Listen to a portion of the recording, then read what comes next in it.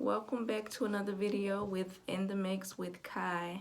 Well, Nick's not here, he's running errands, so I figured that I would do a little video sharing about, as you can see from the title, my myomectomy whole story, the whole journey, starting from the beginning until up to now. So I'll start from the beginning. I got my cycle when I was 11. And throughout the whole, like, from 11 to 22, it was so bad. It was really bad, to the point where I had to go to the hospital. I used to have to tell my grandma, like, can you please take me to the hospital? I'm about to faint. I'm about to throw up. I keep running off. I just feel bad. And, you know, my mom, she kind of figured, like, well, you know, thought I was egging it on, basically. But my grandma was, like, the only one, like, okay, even if they're going to say the same thing, like, oh, it's nothing we can do for you, because that's what they were saying. Like, all we can do is give you pills. So I'm like, I take those. They gave me a pill called Napsogen. So I took that until it stopped working. So I'm like, all right, I'm back at square one again. So through all my teens, I had to deal with this situation. And it was just like, oh, my God, like, this is how life is about to be. So fast forward through the teens. No, not fast forward through the teens, because from 11 to 22, it was bad. But 22 on up, it started to, like, ease up. So I'm like, okay, that's cool. So fast forward to January, I think the 3rd maybe of 2019, I went for an annual checkup. So, you know, they gave me the pap smear and all that. And he began to press on my pelvic area. So I'm like, yo, that's kind of sore. Like, that hurts. So he was like, okay, I'll order you a ultrasound. So I'm like, okay. So I came back for the ultrasound.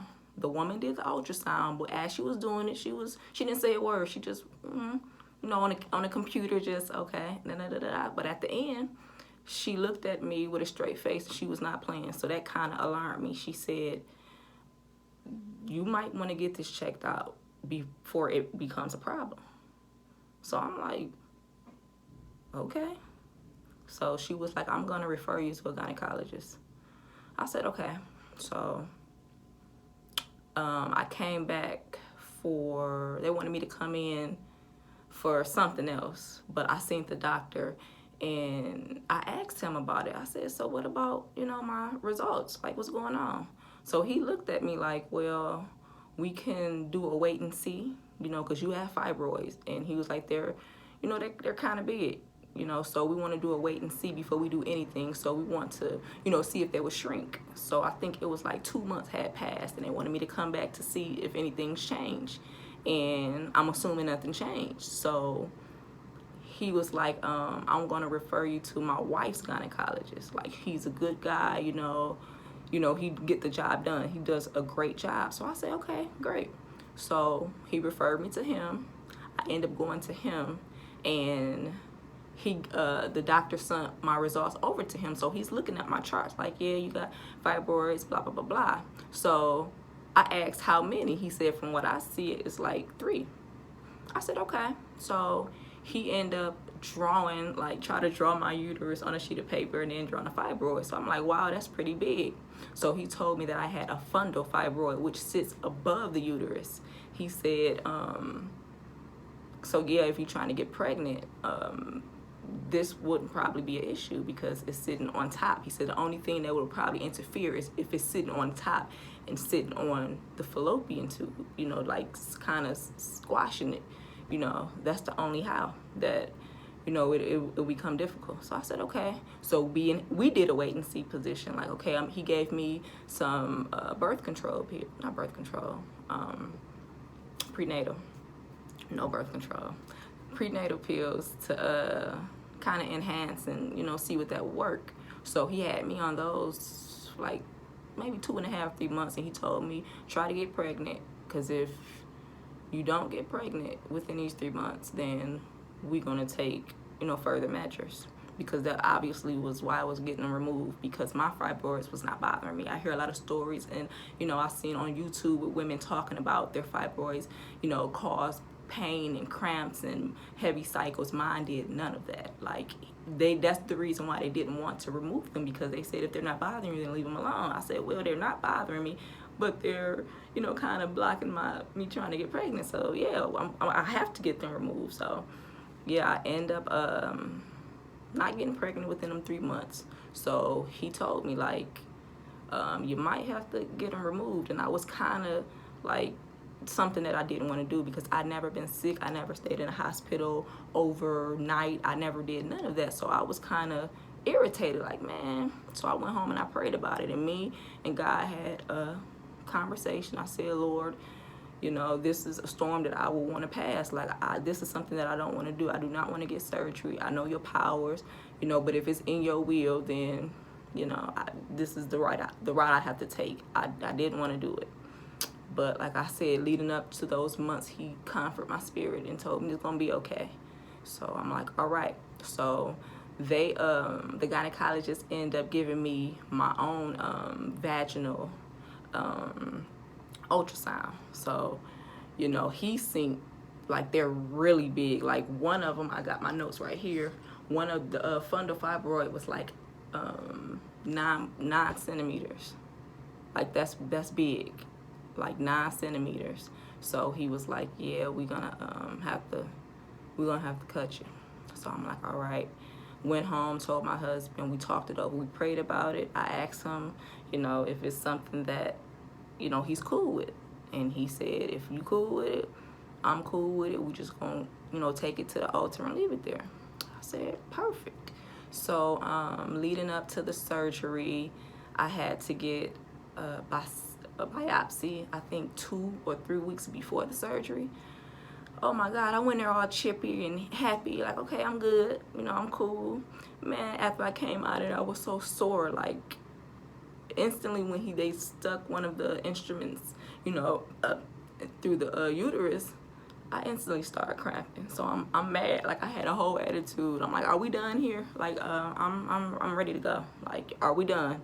He said, oh yeah, we're done, you know. So I was hurting to probably like 45 minutes. After I got home and got myself together, it calmed down. So I'm like, okay, cool. So while I was up there, you know, I set a date to where I wanted my surgery, the day I wanted it, and you know, stuff like that, which was myomectomy surgery, you know, open surgery. So it scared the heck out of me. So yep, I went straight to prayer mode, like praying daily, and it just getting confirmation that God got me, and I'm not even worried about it. So leading up to surgery, the day of, I went in, had to sign, you know, the papers and get stuff in the computer and all that stuff. So they took me to the back and made me get my gown, put on my gown, the hospital gear and stuff. Told my husband to come back. Doctors kept coming and asking the same stuff, and it's like, you know, okay, whatever. So I'm like, yes, no, yeah. So the anesthesia, that's just anesthesia, doctor came, anesthesia, that's how you say it. Whatever, you know, y'all know what I'm talking about. They came back and asked me, have I been under that ever? And I told them no. So my doctor ended up arriving, and they were ready to go, ready to kick it into high gear. So they wheeled me to the back and put the mask on me. I kid y'all not. They put the mask on me. I looked at the lady, I looked at the clock, and I was out. That was it. I don't remember nothing else. I remember coming up out of there like high. I was high. I was on a cloud. So they wheeled me back to where my husband was in my little area that they gave me. And yeah, I was high. I was floating. So the doctor came back, and I told him to take pictures before, you know, the surgery, because I wanted to see what these little things looked like that was inside of me for all these years. So they took pictures, and he came to me with the pictures, like it was 7 of them. I said, 7? I looked at my husband, and I went back to sleep, like, and I woke back up. They were getting me up to a room, and he came back again, like, yeah, there was 7 fibroids. I said, 7? Like, how y'all miss them? Like, that's 4 extra fibroids, y'all, you know? He said they had been hiding, like they were hiding behind the big one. And he told me the biggest fibroid was wrapped around my uterus to where it put a hole in it. But he was like, don't worry, your uterus is intact, it looks good. You know, if when you're ready to have kids, you're gonna have to get a C-section. So I said, okay. But long as I can have kids, that's, thumbs up. That's the whole goal of the whole thing. So I said, okay. I stayed in the hospital for like 4 days. And reason for being is because he told me during the surgery, when they cut me, it wasn't a lot of blood. But when they removed the fibroids, I guess that took up for the blood count. And I guess it dropped it to where my blood was pretty low and I had to get like 4 transfusions. And my heart rate was beating so fast, like it was beating, and they were concerned about that. They ordered EKGs, had heart doctors coming in asking what's going on. I told them I don't know, but I do know I started my cycle the day of the surgery. So I said, yeah, around that time, my body gets, I don't know, it gets racy, like I don't know. So I said that could be a possibility. But long story short, they determined that that's what it was, the loss of the fibroids. The blood count went down. So when they gave me the last transfusion, they watched my heart on a monitor and they noticed that, it calmed down pretty good. So I ended up getting out of there. The surgery was Tuesday and I got out for the Friday evening.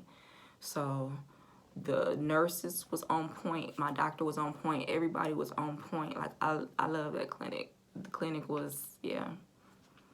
I told him I was so ready to go. Like, I'm not used to being away from home, And shout out to my husband. He deserved a husband of the decade. My husband was there every step of the way. My husband was not leaving me in that hospital. He told me, like, I'm not leaving your side. The only time he did have to leave if he went home and showered, which the hospital was like 10 minutes away from our house. So, he went home, got something to eat and, handled business as far as bills and stuff like that and came right back up there. He slept on floors. He was super supportive of me. So when I got home, I'm thinking it was going to be smooth sailing, but it was so hard for me to get comfortable at home. Like, I couldn't sleep in the bed. I tried it, and I'm like, okay, I can't sleep in the bed because I felt restrained. Like, I had to pull myself up, and I hated that my bed sits pretty high. So it's like I have to pull myself up. I have to basically jump down out of the bed. So it's like I sleep on the couch. So literally, I slept up on the couch, like actually sitting up. I took a pillow from the couch and put it on the floor. I had a whole bunch of pillows behind me, and yeah, that was pretty much my routine for almost 3 weeks. But yeah, the day I got home, I took a shower by myself. I was walking pretty good. I was kind of hunched over, but I was getting around.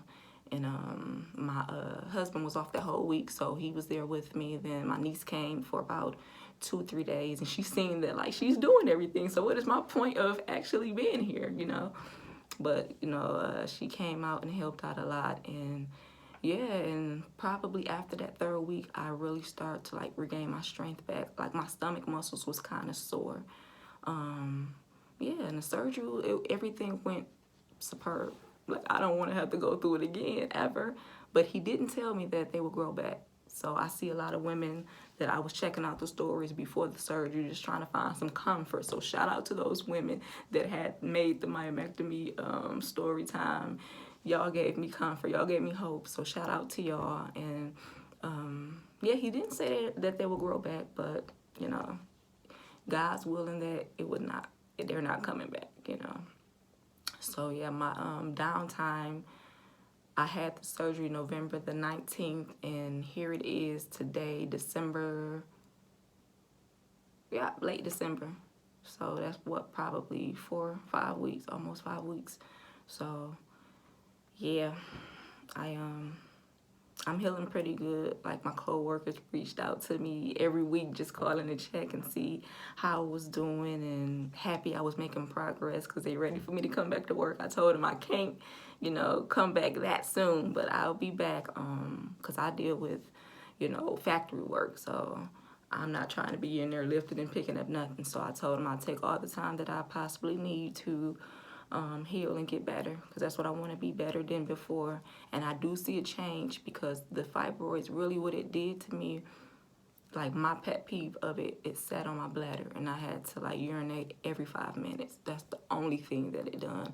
I had no cycle changes. It didn't mess it up. It didn't cause it to bleed more. It didn't cause none of that. You know, my cycle came when it's supposed to, and it ended when it's supposed to. So, you know, mine was fine.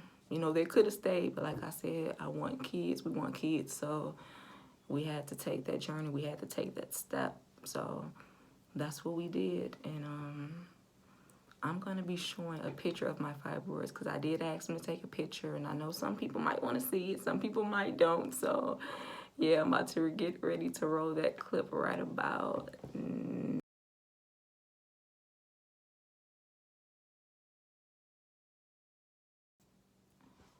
so yeah, that was the picture of the fibroids. I tell people all the time, I done had 7 kids, so y'all ain't nothing y'all can tell me. Yeah, 7 of them. I'm thinking 3, they thinking 3, it was 7. So thank God, by the grace of God, that I came out of there, you know, just good.